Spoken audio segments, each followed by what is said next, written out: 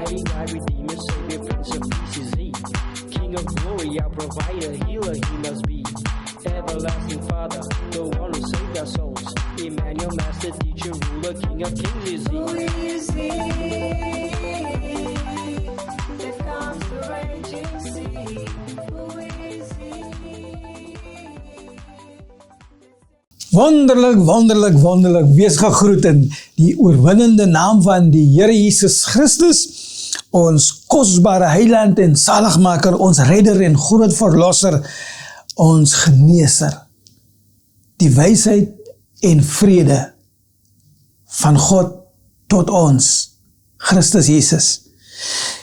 Hierdie program Jesus Christus bevry jou siel is 'n program wat die Here my in opgerig het om te help dat ons met groot oortuiging reg glo. So dit is baie belangrik hoe ons glo en wat ons glo. En dis eenvoudig om te kan sien en onderskei. Wanneer mens kyk na wat ander godsdienstgeloofsoortuigings te sê het rondom die Nuwe Testament en die evangelie van Jesus Christus. Hulle maak so 'n groot ophef om hierdie waardevolle waarhede te stry. Maar ons gaan die rekord regstel, sodat daar geen verwarring ooit kan wees, dat 'n mens miskien verkeerd glo en die verkeerde goed glo. So dis twee dinge, hoe jy glo en wat jy glo. Kom ons bid saam. Vader in die hemel, baie, baie dankie dat U ons uitgekies het, Here, om ingelyf te word met hulle aan wie U die spesiale geheime en verborgenhede van die koninkryk van God bekend maak. Dank U, my God, vir hierdie ontlonting van wonderlike waarhede, hierdie juwelig van God, hierdie kosbare edelstene wat na ons toe kom as hoofstukke en verse in die Bybel. Dankie vir hierdie Bybel. Hierdie Bybel kom na ons toe teen groot verlies van lewe en bloedstorting van andere, hulle wat ons voorgangers was, wie met hulle lewens betaal het, sodat hierdie bewoording in ons hande kan wees. Dankie ook vir die groot loon wat U aan hulle verskaf het vir hulle opofferings. En selfs nou, my God, soos ons hierdie bewoording sal besin, help ons met geopende ore wat ontvanklik is om te kan luister en hoor wat U Heilige Gees sê, en geef ons harte wat leersaam is, my God, sodat ons hierdie instruksies kan ontvang. Dit bid ek nou in Jesus wonderlike naam. Amen en amen. Wonderlike kinders van die Here, my medebroers en susters in hierdie Christen oortuiging, hierdie geloof wat ons aan vaskleef. Ek is so opgewonde vir die wonderbaarlike krag wat daarin belê is. En wanneer ons hierdie woorde in hand vat en ons breek dit soos brood oop, dan kom die olie van die Heilige Gees daaruit en die salwing raak ons aan. Is jy saam met my opgewonde?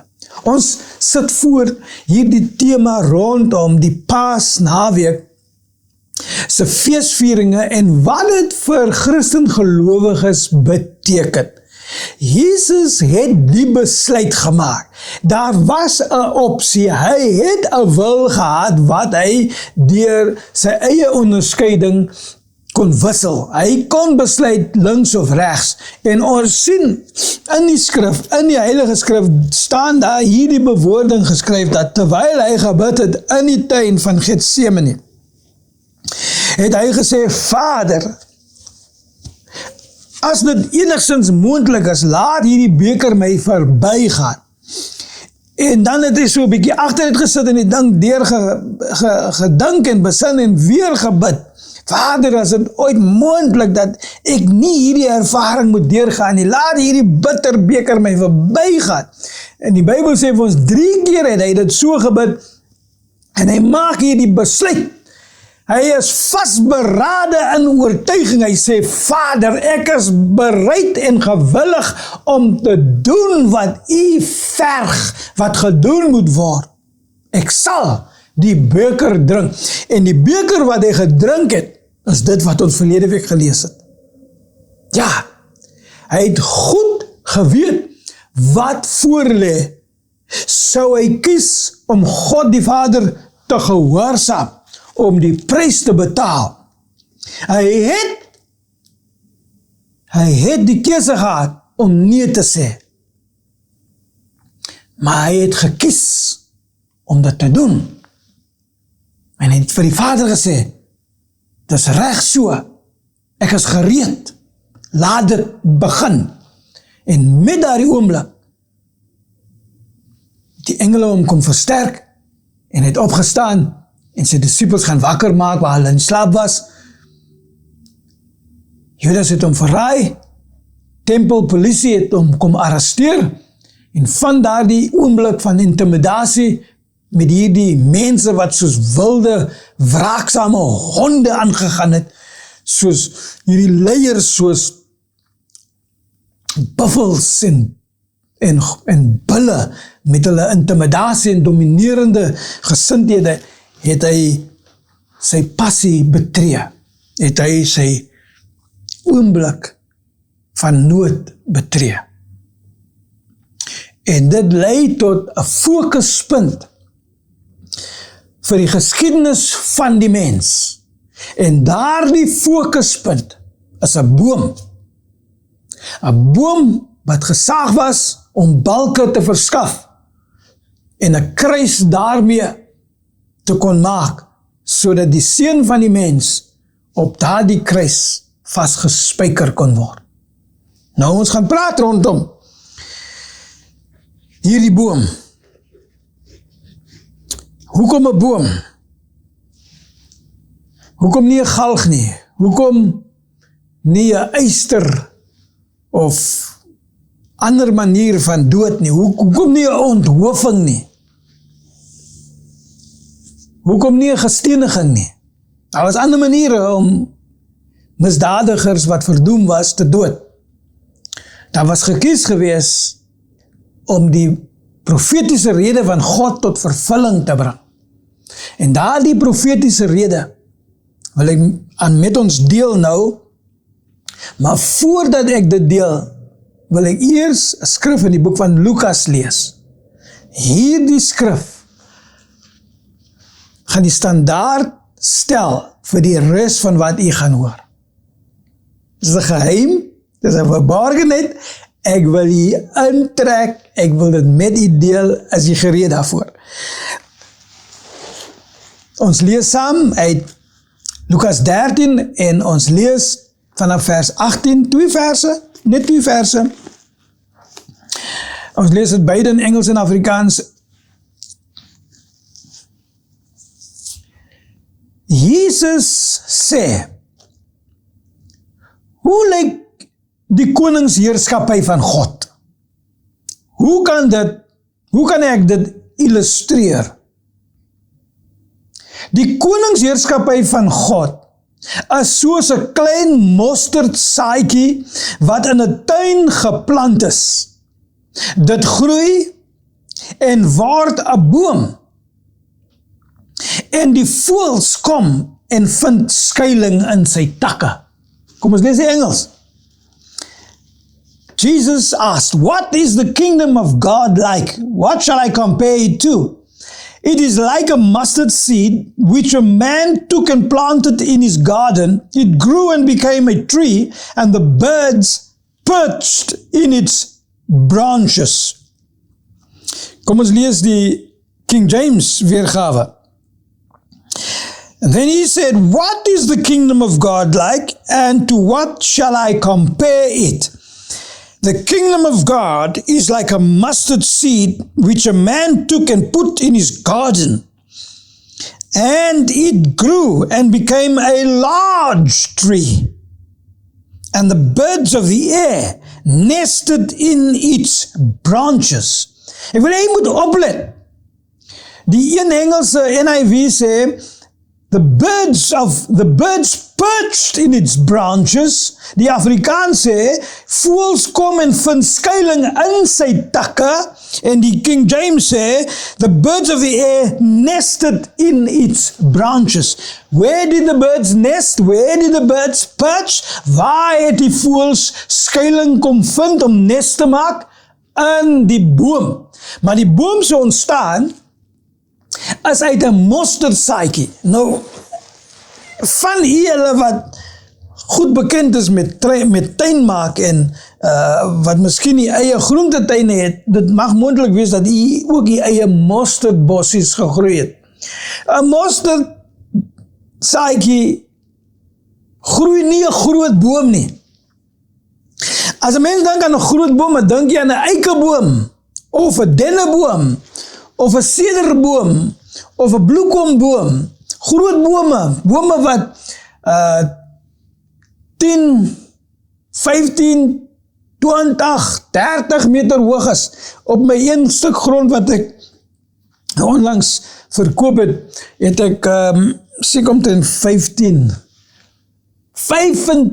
30 meter hoë bloekombome gehad.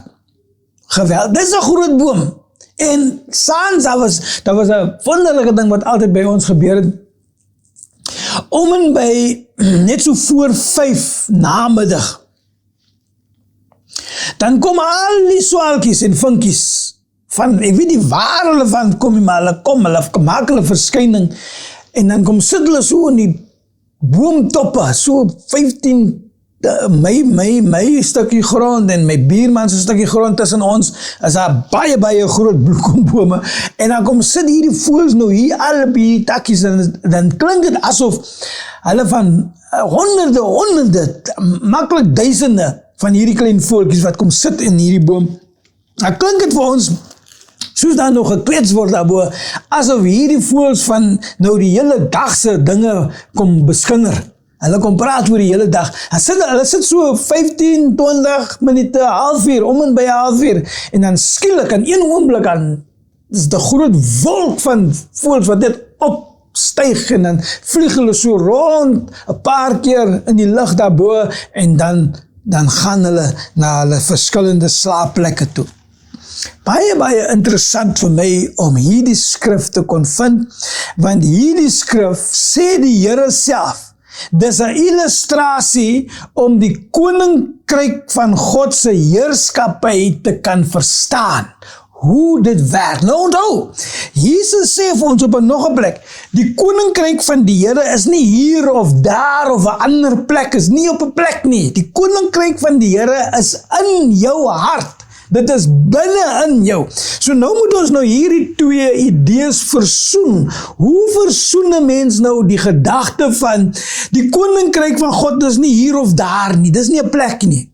Dit is in jou hart. Paulus sê, hy sê,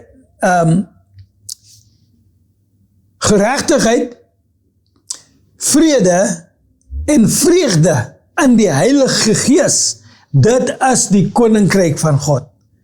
Righteousness, peace, joy in the Holy Ghost, that's the kingdom of God. So, Jesus sê, dit is binne jou, dit is binne jou wanneer jy in oortuiging glo, en jy kan nie ontwrig word van jou glo nie, en jy berus jouself aan die vrede van God, en jy vind jou krag in sy vreugde. In die Heilige Gees is dit die koninkryk van God. Maar hier moet ons nou die gedagte versoen, die koninkryk van God is eintlik 'n boom. Is eintlik 'n boom.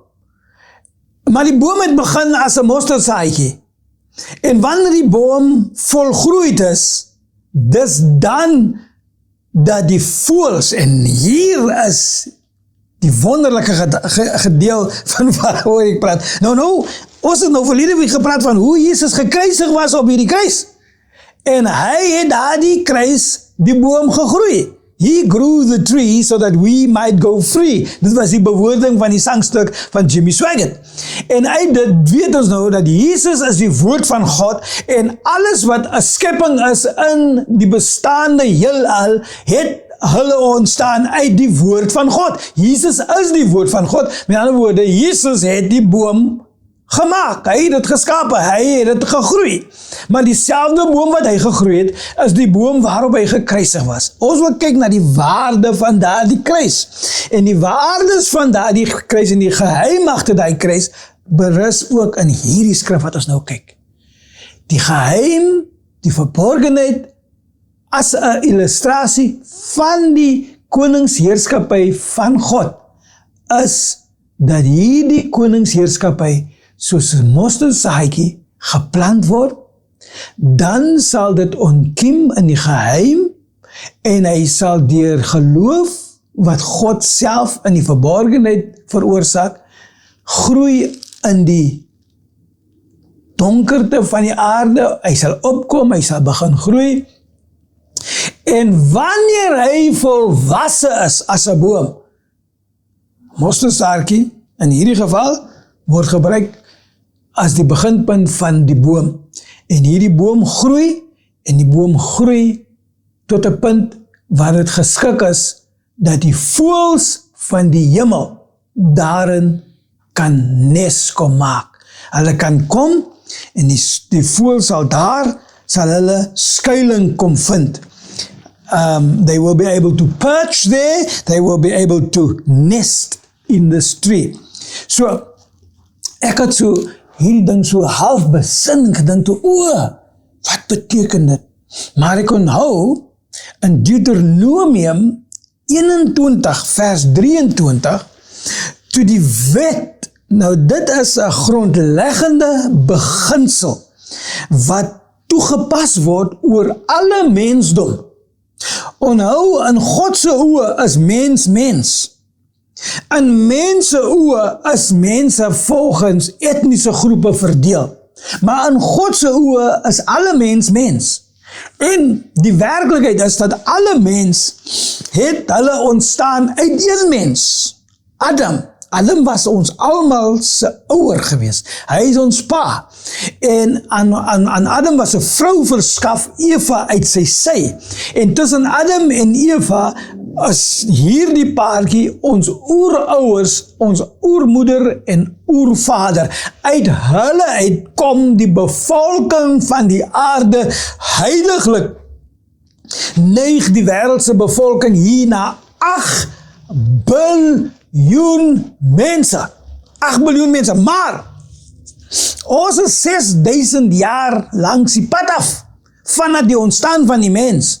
En sien die oorsprong van die mens tot nou toe is baie van ons voorouers alreeds dood. So die getal van die mensdom is nie 8 biljoen nie. Die getal van die mensdom lê ergens in die honderde biljoene. In die honderde biljoene. Alle mense se ontstaan kom met hierdie twee ouers. En hierdie twee ouers, die swakheid wat in hulle gevind was, is as gevolg van hoe hulle verwantskap gehad het met 'n boom. Die boom in die tuin van Eden, waarvan die Vader gesê het, julle mag eet van alle vrugte, alle groente wat julle hier vind, behalwe julle moet nie eet aan die boom, die vrug van die boom van goed en kwaad nie.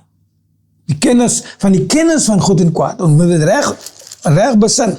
Julle mag nie eet van die boom wie se vrug die kennis van goed en kwaad oordra. So, alles draai rondom die identiteit van hierdie boom. Maar nou word ons blootgestel aan nog 'n boom. En dis 'n boom waarna die voëls kom. Nou, die grondleggende beginsel wat opgesom is in Deuteronomium 21. En as ons net daai een versie lees, dit het te doen met die toepassing van die wet van God. Die wet van God is 'n wet wat bekragtig is en geregtiglik toegepas word op alle mensdom. Omdat die mensdom geskape is na die gelykenis en die ewebeeld van God. Dit beteken dan ook dat die gelykenis, dat God se beeld en gelykenis gemeet word. En die maatstaf, die standaard van die maatstaf wat God meet, is dieselfde standaard maatstaf wat ons meet.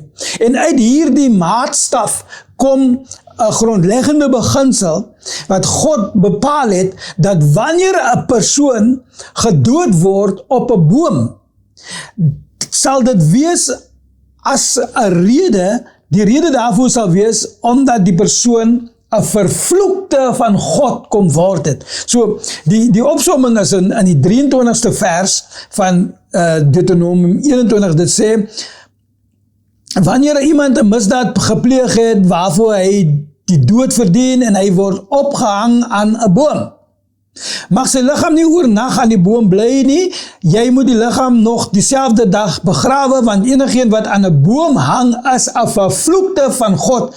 Moenie die land besoedel wat die Here jou God aan jou as 'n erfenis gegee het nie.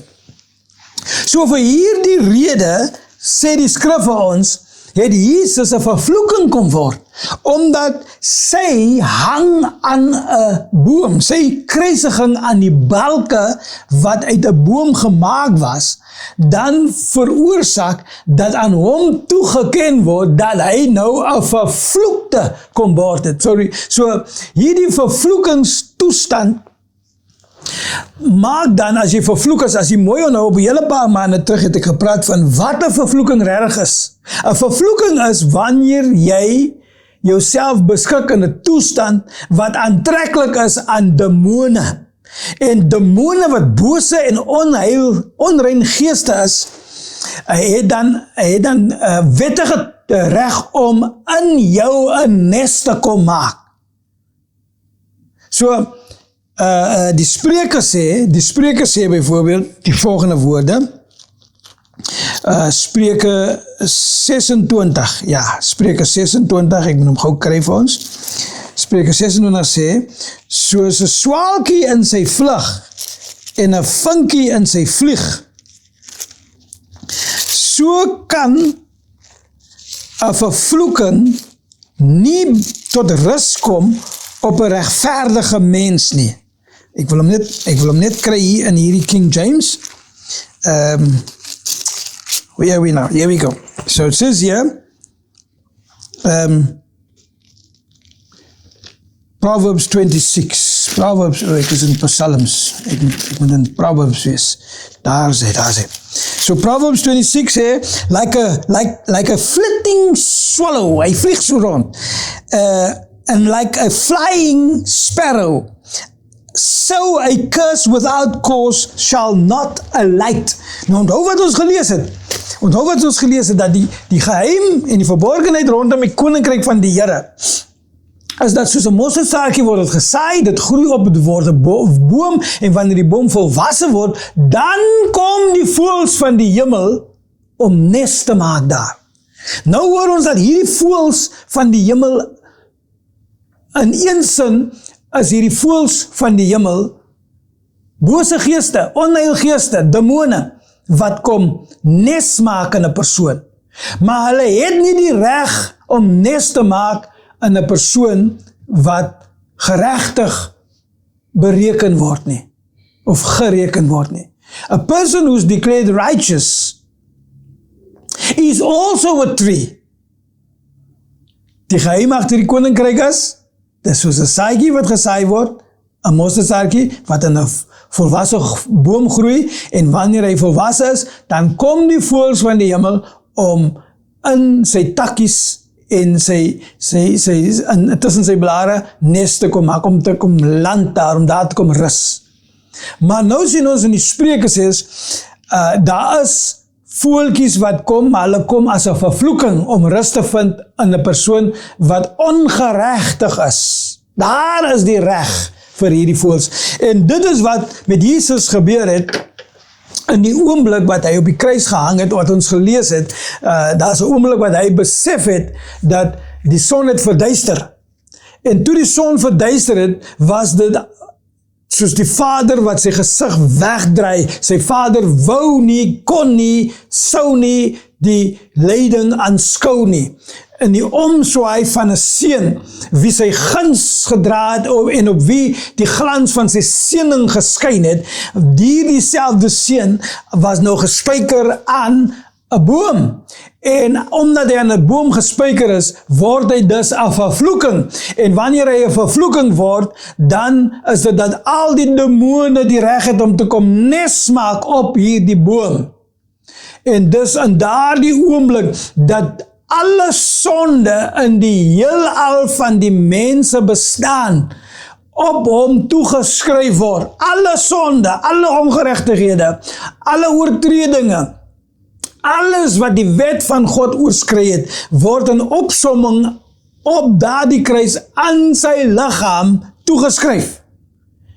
En die Vader se teenwoordigheid word verwyder, dat hy uitroep en sê, my God, waarom verlaat u my? Dit het hy kom word, want dit is wat ons bestem was om te wees. Maar nou is ons in die geloof, die geregtigheid van God, omdat hy, wat nie sonde geken het nie, 'n vervloeking kom word het, in ons plek.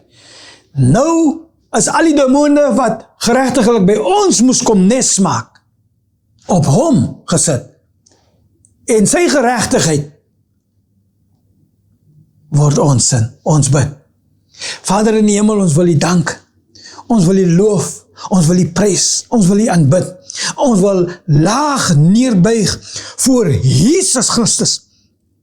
Ons het nie eens die reg om hom te aanskou nie, omdat hy so 'n wonderlike werk kom doen het vir ons guns, om ons te kom verlos, om ons te kom bevry, om ons te kom red, om ons te kom kinders van God maak, deurdat hy 'n vervloeking kom word het, sodat ons die geregtigheid van God genoem kan word. Dankie Vader, dankie, en ons glo u my God, ons neem dit aan, ons klou daaraan vas, ons kies om onsself daarin te belê, wat u woord aan ons nou bekend kom maak het. Vader, ons aanbid u my God, ons loof en ons prys u, en ons dankie vir Jesus Christus, ons saligmaker en heiland.